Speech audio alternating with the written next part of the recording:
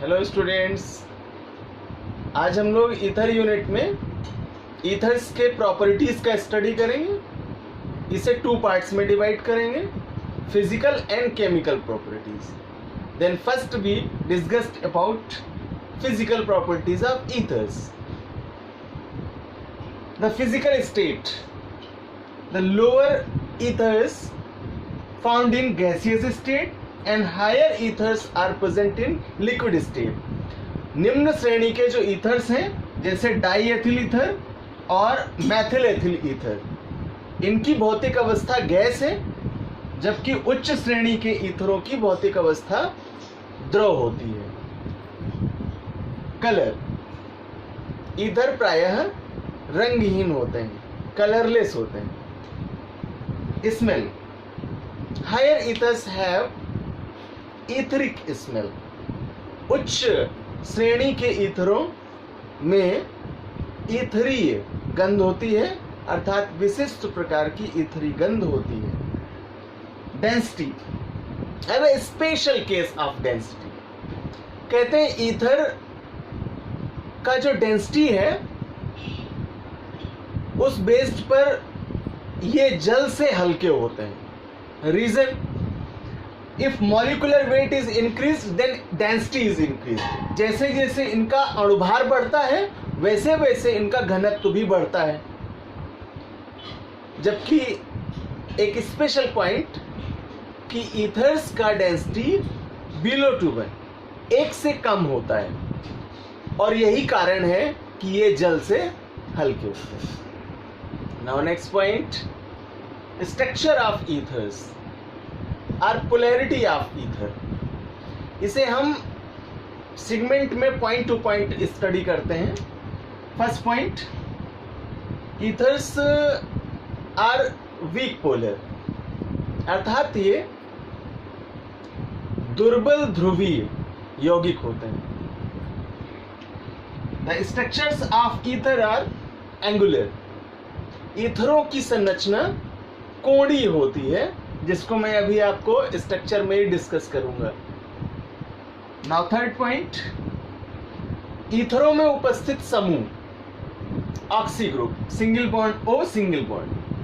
sp3 hybridize होता है, अर्थात sp3 हाइब्रिडाइजेशन करता है। तो आइए ईथर ग्रुप के लिए हाइब्रिडाइजेशन केस को समझते हैं। ग्रुप लिखते हैं single bond O single bond. For oxygen atom, oxygen का Z वैल्यू 8 कॉन्फिगरेट करेंगे 2 and 6, K and L।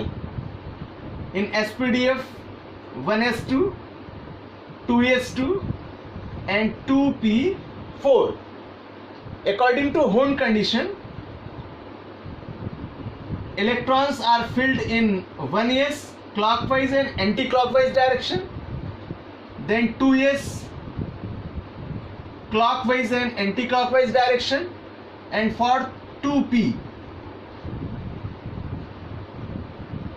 px, 2px, 2py and 2pz कॉन्फ़िगरेट करेंगे इलेक्ट्रॉन्स का clockwise, clockwise and clockwise, then fourth electron anti clock direction में होगा।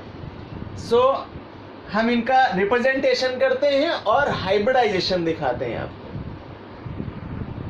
तो for hybridisation कॉन्फ़िगरेट करें इसे, तो 1s2, 2s2 एंड 2px।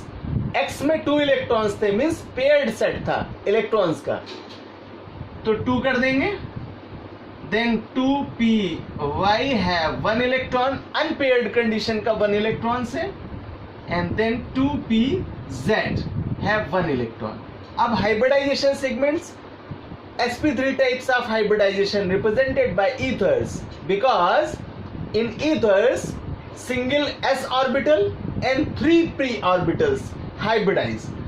तो यहां से एक s का और 3 p के, यानी टोटल 4 सेट ऑफ ऑर्बिटल्स का फॉर्मेशन करते हैं। तो इसमें से अगर हाइब्रिडाइजेशन फाइंड आउट करेंगे तो पहला s का, देन दूसरा p का, देन थर्ड p का एंड फोर्थ p का। तो इस तरह से हमें यहाँ इनमें sp3 टाइप्स का हाइब्रिडाइजेशन मिलेगा. Now next point BP. The boiling points of ether is depend on their molecular weight. इनके जो क्वथनांक हैं वो ईथरों के अणुभार पर निर्भर करते हैं.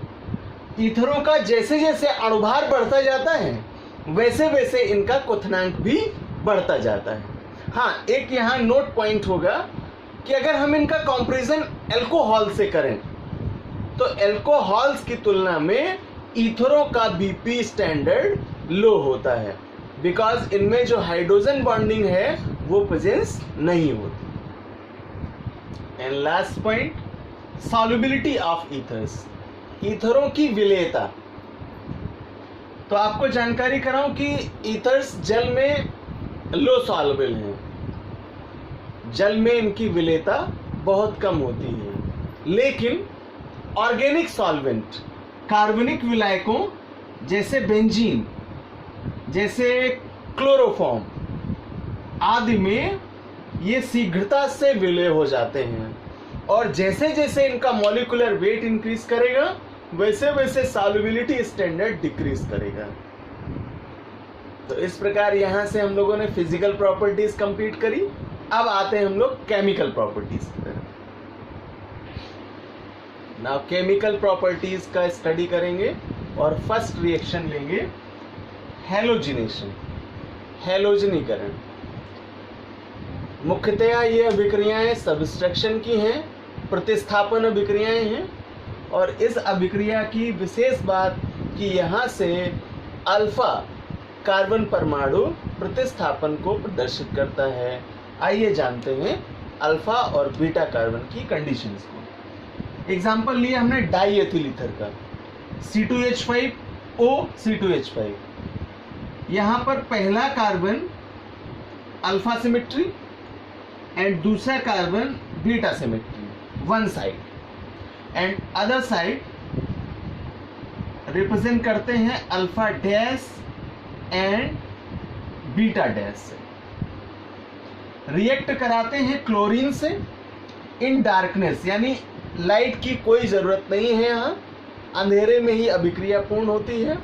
और मैंने कहा सबस्ट्रक्शन होगा तो अल्फा पोजीशन का एक हाइड्रोजन इसके सिंगल Cl एटम को सबस्ट्रैक्ट करेगा, अर्थात एक हाइड्रोजन एक क्लोरीन HCl बनकर सबस्ट्रैक्ट किए जाएंगे प्रतिस्थापी यौगिक के रूप में. देन बचा हुआ एक Cl परमाणु इस कार्बन की वैलेंसी पर एडिट होगा, यानी अल्फा कार्बन पर जुड़ेगा, जिससे पहला कंपाउंड बनेगा CH3, single bond CH, single bond Cl, single bond O, single bond CH2 CH3, जिसका नॉमिनेशन करेंगे अल्फा क्लोरो. देखिए यहां पर अल्फा पोजीशन पर एडिट हुआ है क्लोरीन, इसलिए कह रहे हैं alpha chloro di ethyl ether. Then इसका पुनः क्लोरीनेशन कराते हैं, क्लोरीन से रिएक्ट कराते हैं इन डार्कनेस. तो अब अगली सिमेट्री पर, यानी अल्फा डैश वाली पोजीशन का जो कार्बन परमाणु है उस पर हाइड्रोजन का सबस्ट्रक्शन किया जाएगा और HCl एक हाइड्रोजन एक क्लोरीन HCl को सबस्ट्रैक्ट करेगा. देन बचा हुआ Cl atom alpha dash symmetry पर एडिट होगा, जिसके फलस्वरूप alpha alpha die chloro di ethyl ether compound का फॉर्मेशन होगा. नाउ नेक्स्ट रिएक्शन कंबस्टन, दहन क्रिया. यह क्रिया ईथरों के लिए होती है और चूंकि ईथर वाष्पशील होते हैं और अत्यधिक ज्वलनशील होते हैं, अर्थात जब इन्हें वायु में जलाते हैं तो ये प्रज्वलनशील होकर के कार्बन डाइऑक्साइड को रिलीज करते हैं. For example die ethyl ether को एयर की प्रेजेंस में बर्न करते हैं, जलाते हैं या दहन कराते हैं, तो इसके सारे कार्बन ऑक्सीजन के साथ एडिट होकर के कार्बन डाइऑक्साइड का फॉर्मेशन करते हैं. देन स्टीम H2O सबस्ट्रैक्ट हो जाती है और इस प्रकार ये ईथर दहन क्रिया द्वारा वायवीय मिश्रण में एक प्रकार के विस्फोटक पदार्थ का निर्माण करते हैं। Now next reaction, auto oxidation. इसे स्व ऑक्सीकरण कहते हैं और इसके द्वारा पेरोक्साइड्स का फॉर्मेशन करते हैं। For example, diethyl ether oxidised in the presence of air and light. प्रकाश की उपस्थिति में और वायु की उपस्थिति में डाइएथिल ईथर ऑक्सीकृत होकर एथॉक्सी एथिल हाइड्रोपेरोक्साइड का फॉर्मेशन करता है, अर्थात दोनों ऑक्सीजन पेरोक्साइड फॉर्म में एडिट हो जाते हैं और एथिल एथिल ग्रुप इनके साथ वैलेंसी कंप्लीट करते हैं, जो कि पेरोक्साइड फॉर्मेशन को प्रदर्शित करता है। Now next reaction, cleavage by halogen acid. Halogen अम्लों द्वारा बंधों का विदलन या वियोजन। मैकेनिज्म ऑफ केमिकल रिएक्शन में हमने पढ़ा होमोलिटिक एंड हेटेरोलिटिक क्लीवेज का। देन यहाँ केस करते हैं कि किस तरह से हैलोजन एसिड्स के द्वारा ईथर्स का बॉन्ड विदलन होगा। यह अभिक्रिया ठंडे में पूर्ण हो रही है। इसका सेकंड केस आपको अगली रिएक्शन में बताऊंगा। जब ईथर्स की क्रिया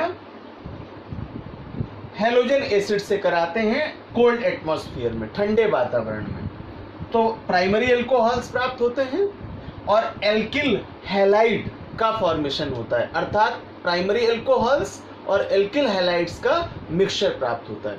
for example, diethyl ether react with hydro iodic acid, then it makes ethanol, subtraction of C2H5OH and subtracted C2H5I, अर्थात एथिल आयोडाइड और एथेनॉल का मिश्रण प्राप्त होता है।